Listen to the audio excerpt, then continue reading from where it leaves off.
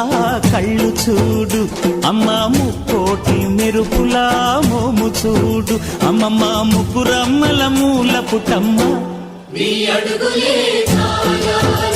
అమ్మ నిప్పుల్ని తొక్కిన నడక చూడు, అమ్మ దిక్కుల్ని దాటిన కీర్తి చూడు, 1000 సూర్యుళ్ళై మెరిసిన శక్తిని చూడు, మనుషుల్లో దేవుడి భక్తుని చూడు.